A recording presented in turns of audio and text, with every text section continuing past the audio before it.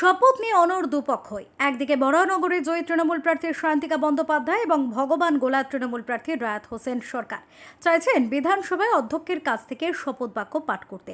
অন্যদিকে রাজ্যপাল সিভি আনন্দ বোসবার শপথের জন্য তাদের ডেকে পাঠিয়েছেন রাজভবনে। তবে দুই জয়ী তৃণমূল প্রার্থী বলছেন বিধানসভাতেই তারা শপথ নেবেন। টানাপোড়েন নেই, কারণ টানাপোড়েনটা দুতরফা হয়, একতরফা টানাপোড়েন হয় না। আমরা বলছি, বিধানসভা বলছে আমাদের ইন্টিমেশন দেওয়া হোক, ইন্টিমেশন দেওয়া হচ্ছে না। আমাদের বলা হচ্ছে রাজভবনে এসে আপনারা শপথ বাক্য পাঠ করুন, সেইখানে অবধি ঠিক আছে, কিন্তু কে শপথ বাক্য পাঠ করাবেন সেটা তুমি বলা হচ্ছে। মাননীয় রাজ্যপাল বলুক যে উনি শপথ বাক্য পাঠ করাবেন রাজভবনে, আমরা অবশ্যই এখানে যা যা প্রসিডিংস আছে সেটা করে আমরা চলে যাব।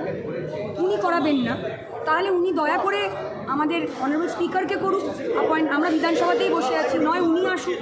কিছু তো টানাপোড়েন নেই কোনো, আমরা টানাপোড়েন করি না। আমাদের রাজ্যে আমাদের টানাপোড়েন থেকে আমাদের কিছু হয় না, কারণ আমাদের নিয়মের মধ্যে থেকেই আমরা করি এবং সেটাই চাই। আমরা কনস্টিটিউশনে ঊর্ধ্বে না, ভগবান না আমরা, তো সেক্ষেত্রে হতে চাইও না। আমরা বিধায়কটা হয়েছি কিনা হয়নি কিনা আপনারা বলতে পারবেন, এখনও তো অ্যাসেম্বলি হলে ঢুকতে পারলাম না। হয়েছি কি হয়নি জানি না, নির্বাচিত হয়েছি মানুষের ভোটে।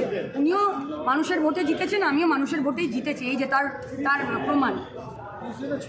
এটা এটুকুটাই হতে চাই, আর এসে বেশি কিছু হতে চাই। এ প্রসঙ্গে বিধানসভার স্পিকার বিমান বন্দ্যোপাধ্যায় বলেন, রাজ্যপাল ইচ্ছাকৃত এই পরিস্থিতি তৈরি করছেন, এটা বাঞ্ছনীয় নয়। করে থাকেন রাজ্যপাল জেনে শুনে একটা, আমার মনে হয় তিনি একটা চ্যালেঞ্জ গ্রহণ করছেন, একটা চ্যালেঞ্জ দিচ্ছেন মনে হয়। এটা ঠিক করছেন না রাজ্যপাল। ওনার বোঝা উচিত তিনি বিধানসভার সদস্য হচ্ছেন, দুজন বিধানসভাতে এসে শপথ গ্রহণ করানোটাই ঠিক উপযুক্ত হতো। আমরা লোকসভায় কি দেখলাম, লোকসভায় তো রাষ্ট্রপতি সবাইকে শপথ দেননি, প্রোটেম স্পিকার করেছেন।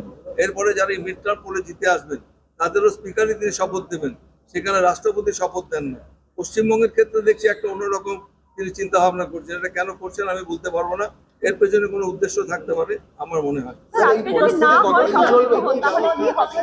বুধবার বিধানসভা চত্বরে ধর্নায় বসেন সায়ন্তিকা ও রেয়াত। এদিন বিধানসভার সিঁড়িতেই প্ল্যাকার্ড হাতে বসেন দুই জয়ী প্রার্থী। সেখানে লেখা, শপথ বাক্য পাঠের জন্য রাজ্যপালের আসার অপেক্ষা করছি। কলকাতা থেকে শেখ এরশাদের রিপোর্ট, ওঙ্কার বাংলা।